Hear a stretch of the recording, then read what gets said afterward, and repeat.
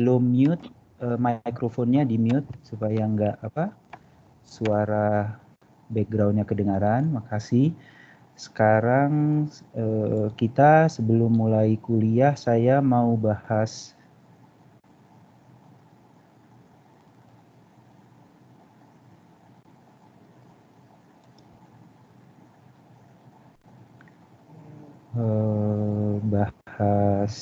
sebentar ya. Kita bahas silabus dulu ya.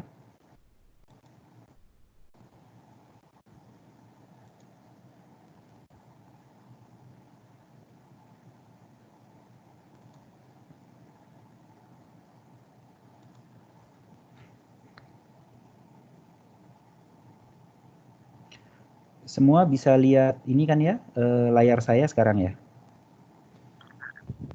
Bisa, Pak. Bisa, Pak. Terus kursor saya juga kelihatan? Kelihatan. Kursor kelihatan ya, oke. Yang pertama silabus, sebentar.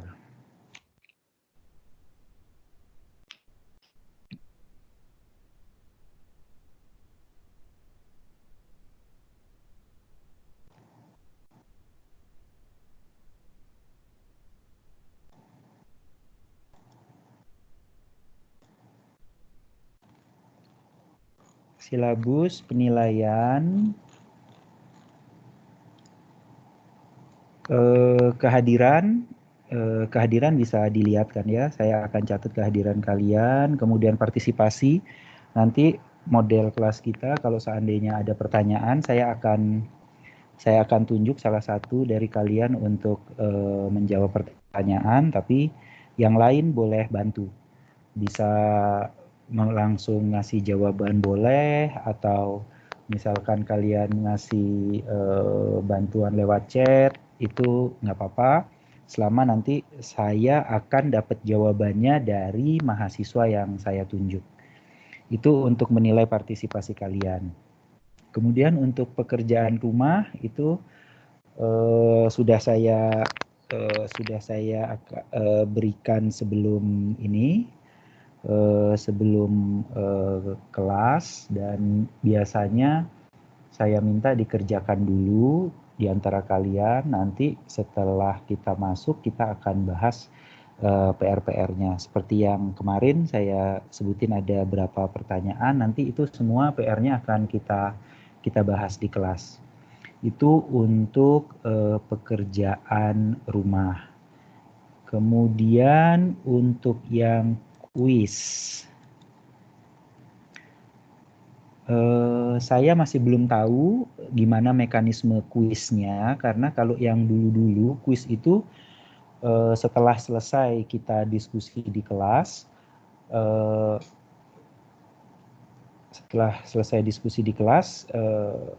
semua latihan soal udah selesai, minggu depannya di pertemuan berikutnya di 30 menit pertama itu kita adakan kuis close book sifatnya, karena nanti waktu ujian juga ujiannya close book. Nah, kalau sekarang model kuliahnya online, kemungkinan kuis akan diubah menjadi take home. Jadi saya akan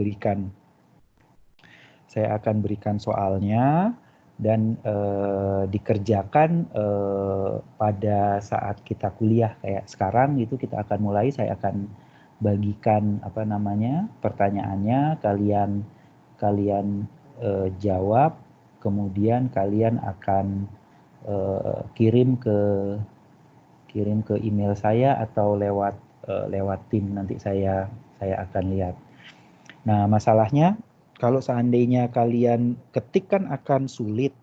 Bisa juga tulis tangan, saya nggak tahu ya mekanismenya gimana, tulis tangan terus foto terus kirim, itu bisa juga kayak gitu. Karena kayaknya akan lebih cepat akan cepat tulis tangan kalau mengerjakan soal-soal itu. Itu tentang kuis. Mestinya sih akan ada 2 sampai dengan 3 kuis. 2 sampai 3 kuis itu akan dipilih nilai terbaik.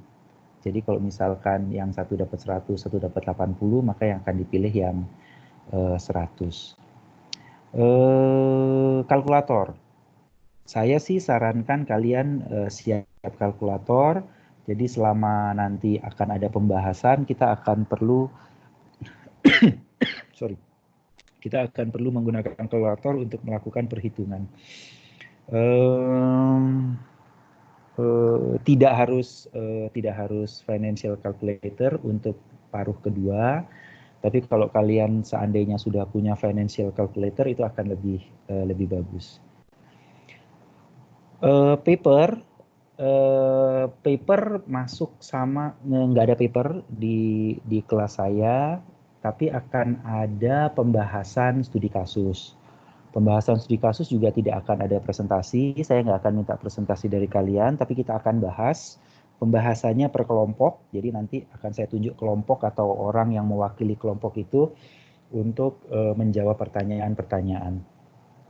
Hampir sebagian besar perkuliahan saya itu masih konvensional, jadi akan banyak fokusnya itu ke papan tulis dan buku.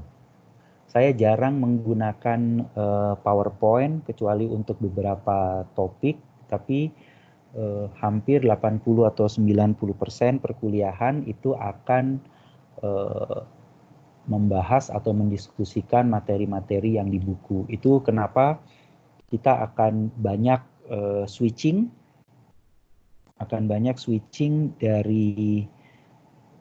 dari papan tulis ke buku. Sampai situ ada pertanyaan? Silahkan kalau ada pertanyaan.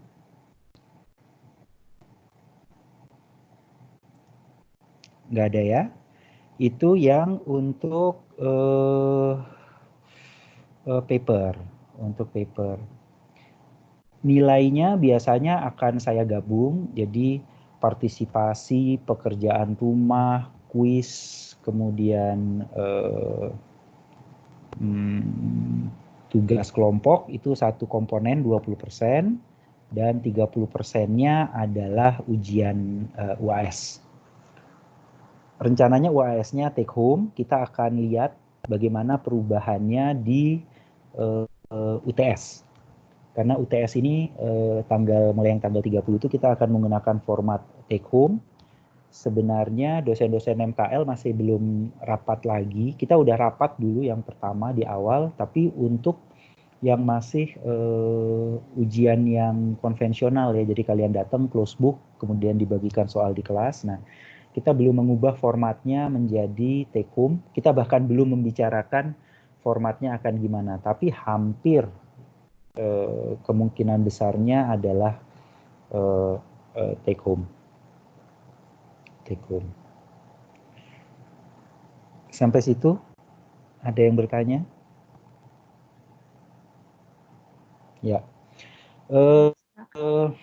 jelas ya. Saya agak sulit dengan metode online karena biasanya kalau di kelas kan saya bisa melihat wajah kalian gitu ya. Nah, walaupun banyak yang tidak ada pertanyaan atau misalkan belum mengerti, tapi kan dari wajah bisa saya tangkap gitu, oh ada yang masih belum mengerti, sebagian belum mengerti, sebagian sudah gitu. Nah, kesulitan saya online adalah saya nggak bisa lihat ekspresi itu gitu. Nah, itu yang membuat saya kesulitan untuk menentukan seberapa cepat saya harus mengajar, bagian mana yang harus saya ulang, atau bagian mana yang harus saya berikan contoh lain supaya lebih jelas. Karena itu, kalau di kuliah online ini, saya minta semua yang merasa kalau misalkan, oh saya ada yang nggak jelas, tolong disampaikan. Nggak usah takut, nggak usah malu, karena memang kesempatan kita untuk diskusi kan sangat terbatas dan menggunakan secara tidak langsung gitu kan ya medianya. Jadi agak-agak perlu penyesuaian, tapi kita lihatlah. Karena kalau dari hasil evaluasi ada beberapa kelas yang merasa bahwa oh saya bisa lebih baik nangkepnya.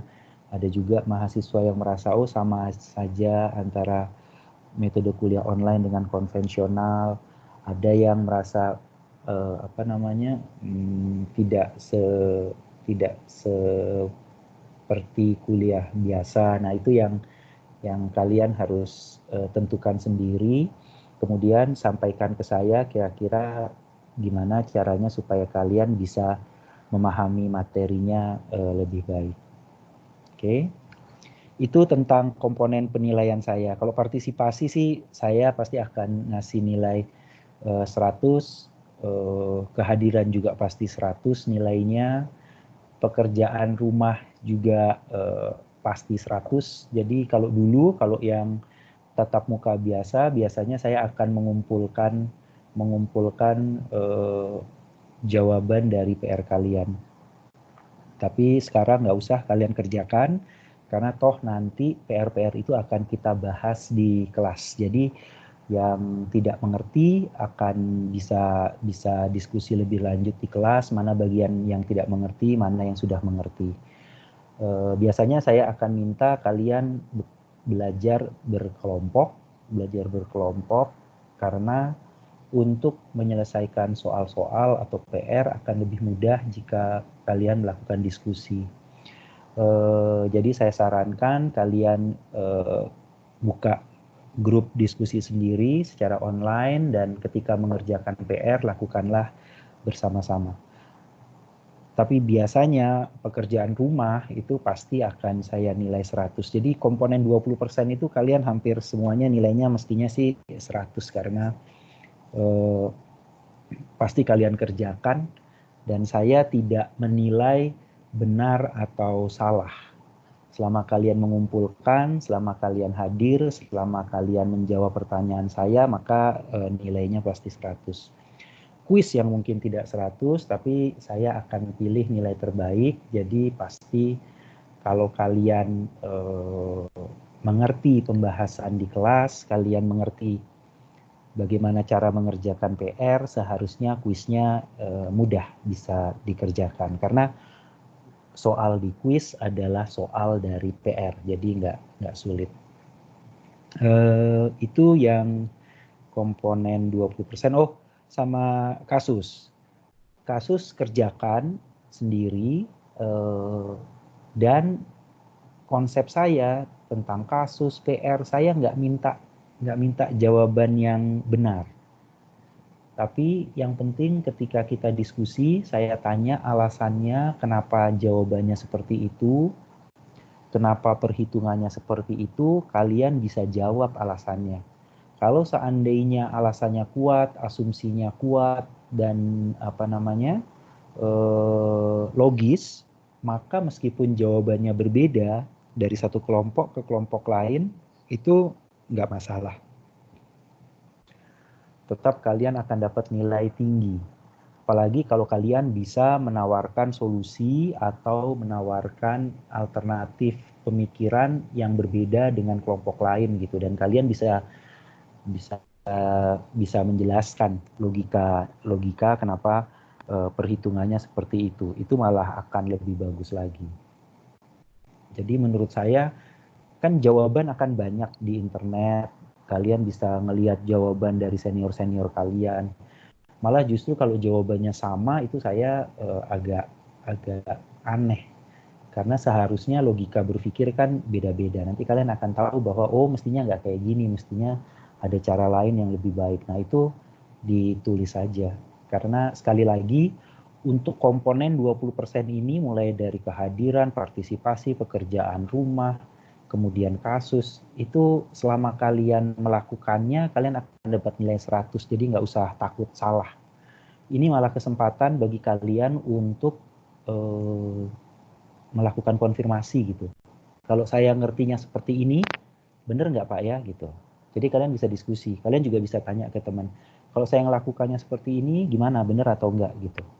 Lakukan seperti apa yang kalian pikirkan. Jangan lakukan seperti orang lain anggap benar gitu. Itu yang saya nggak setuju. Untuk nilai nggak usah khawatir karena kalian pasti dapat 100. Itu kan poinnya sebenarnya kalau untuk nilai. Tapi sebenarnya yang saya pentingkan gimana kalian memahami, gimana logika berpikir kalian, dan gimana kalian menjelaskan logika berpikir itu ke saya dan ke teman-teman. Gitu. Sampai situ ada pertanyaan? Nggak ada ya? Oke. Itu tentang penilaian. Supaya jelas. Nah, kemudian setelah penilaian ini nggak berlaku semua nih ya. Metode pembelajarannya. Karena kita akan pakai online semuanya. Dan kalian bebas melakukan diskusi di antara kalian. Buku wajib, ROS sudah saya bagikan. Kemudian valuation Damodaran ini kan dipakai di paruh pertama, jadi kita nggak akan gunakan di paruh kedua. Yang akan digunakan di paruh kedua adalah Eijkman. Saya sudah minta e-booknya, mungkin dalam 1 atau 2 hari ini. 1-2 hari ini saya akan upload ke file, jadi kalian bisa gunakan Eijkman. Itu tentang buku wajib. Ada pertanyaan? Tidak ada. Kalau tidak ada, saya kecepatan atau gimana? Enggak, Pak. Udah, Pak. Cukup. Enggak ya? Cukup ya? Oke. Tentang materi sebenarnya kita lebih diverse. Lebih diverse itu lebih terpisah-pisah topiknya. Kalau yang paruh pertama itu jelas tujuannya valuation, mulai dari keputusan investasi, terus keputusan financing, terus net working capital, kemudian valuation. Sementara kalau di paruh kedua itu lebih beragam. Hari ini kita akan bahas merger dan acquisition. Setelah itu kita akan bahas financial difficulties, itu bagaimana mengatasi masalah, bagaimana mengatasi ketika perusahaan mengalami masalah keuangan. Itu yang topik yang berikutnya. Kemudian setelah itu kita akan masuk option. So option ini juga terpisah sebenarnya dengan yang topik yang pertemuan 8 dan 9, tapi ini adalah dasar untuk melakukan pengelolaan risiko. Jadi kita akan belajar option di pertemuan ke-10. Nah, mulai dari pertemuan ke-10, 11 dan 12 itu masih berhubungan. Semuanya masih berhubungan dengan risiko dan bagaimana cara mengelola risiko. Jadi kita ada 3 pertemuan 10, 11, 12 yang berhubungan dengan risiko. Kemudian di 2 pertemuan terakhir kita akan membahas tentang international finance. Bagaimana perusahaan mengelola keuangannya jika mata uang operasinya atau bertransaksi menggunakan mata uang asing. Atau tidak dalam satu currency, tidak dalam satu mata uang, bagaimana cara mengelola risikonya. Jadi mulai dari 10, 11, 12, 13, 14 itu sebenarnya kita bicara tentang pengelolaan risiko. 10 adalah dasar dari pengelolaan risiko itu menggunakan teori option.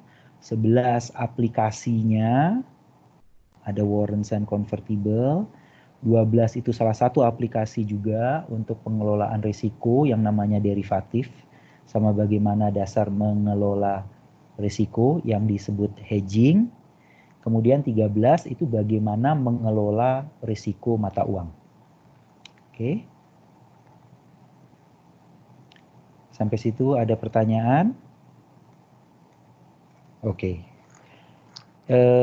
Nanti kita tanya, ya, Pak. silakan. Untuk di silabus kan ada kasus tuh Pak ya, masih akan terus menjadi assignment atau bagaimana Pak? Oke, nah jadi kalau kasus pertemuan ke-8 kasusnya kita akan pakai Timken untuk yang kasus akuisisi, ya. Saya lupa ada satu kasus, bukan. Itu kasus di pertemuan UTS sebelum paruh pertama atau paruh kedua, nanti saya cek ya. Tapi untuk yang merger dan akuisisi kita akan pakai Timken, bukan pakai General Electric. Kita nggak pakai Timken tapi pakai General Electric. Nanti saya lihat lagi General Electric masih dipakai atau tidak, tapi menurut saya Timken cukup untuk dibahas dalam kasus merger akuisisi.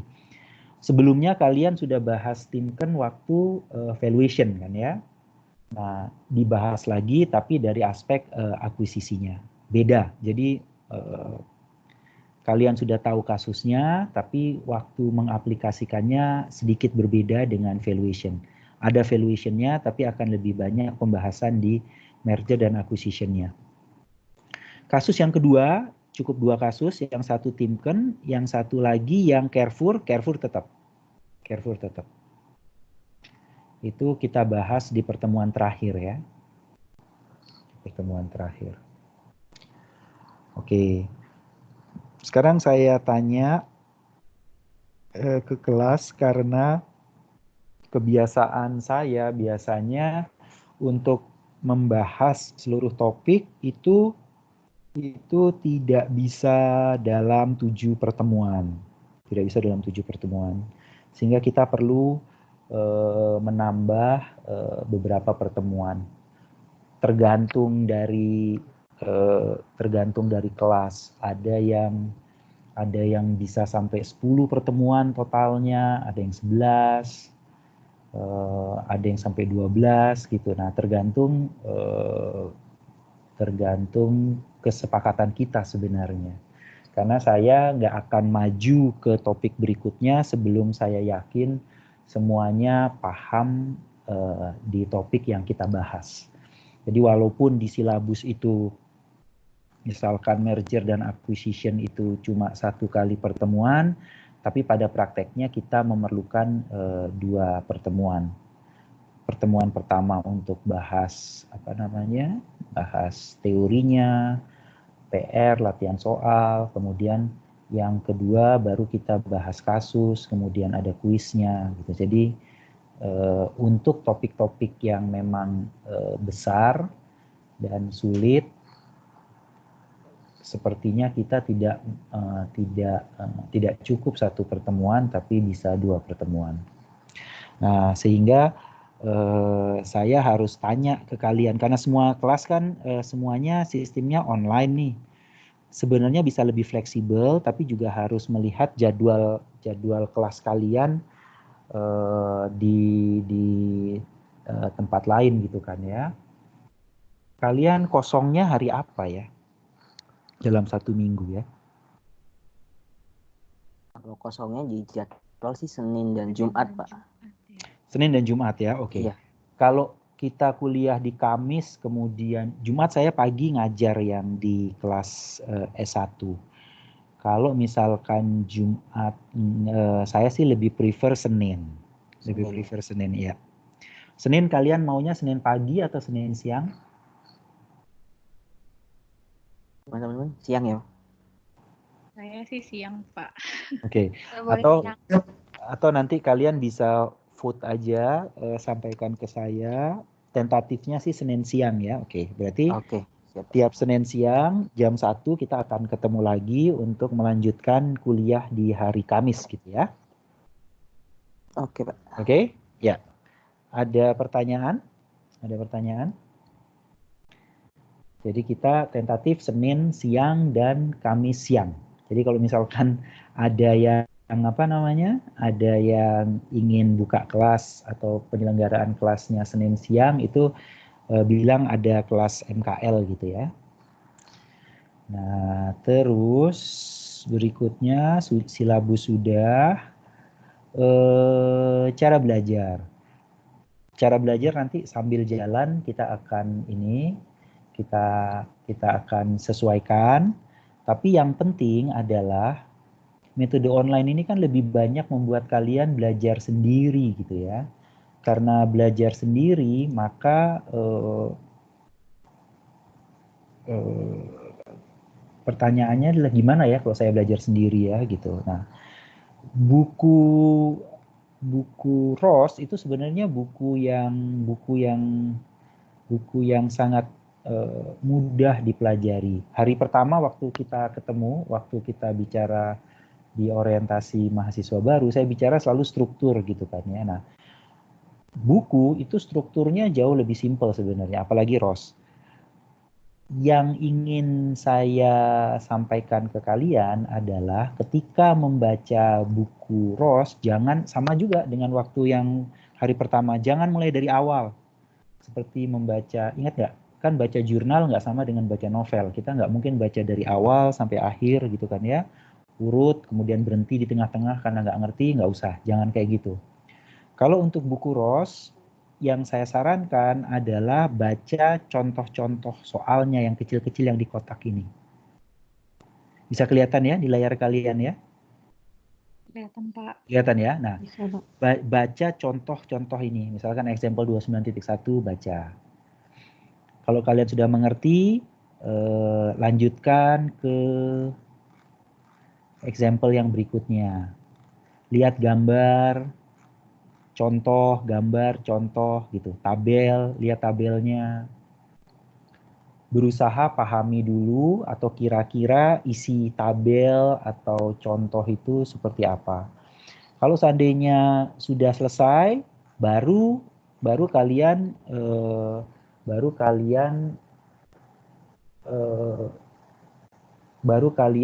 bukan baca detail, baru kalian kerjakan PR-nya.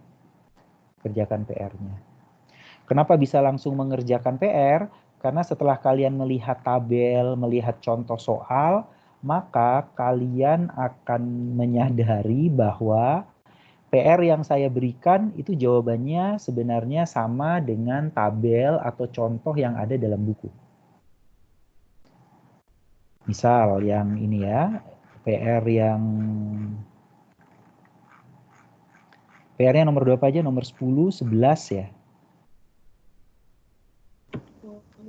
10, 11, 12. 12, 10, 11, 12 gitu kan ya. Nah, sebentar. 17. 17. 10, 11, 17 ini ya. 10, 11, 12. Nah, ini misalkan.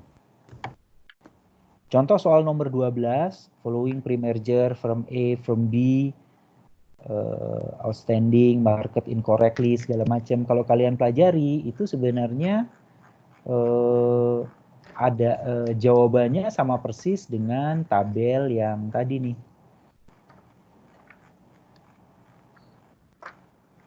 Tabel. Sebentar.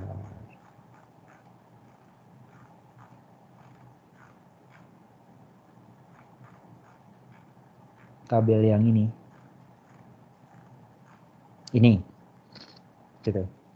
Jadi kalau kalian sudah melihat tabel ini, kemudian kalian memahami, maka sebenarnya PR yang tadi itu sebenarnya sama dengan ini. Kemudian yang 10, 11 itu sebenarnya adalah bisa dikerjakan kalau kalian memahami tabel 29.4.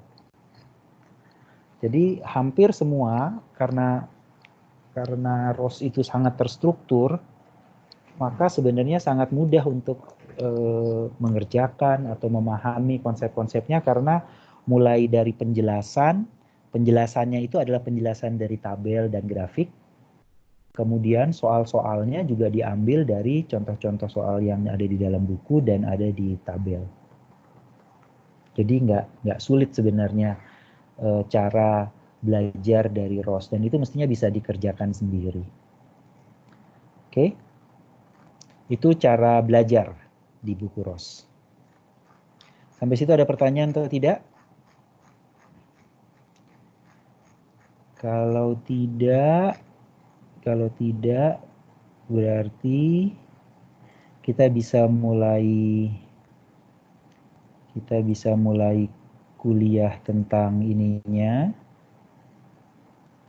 Kita bisa mulai kuliahnya. Jadi saya stop recording.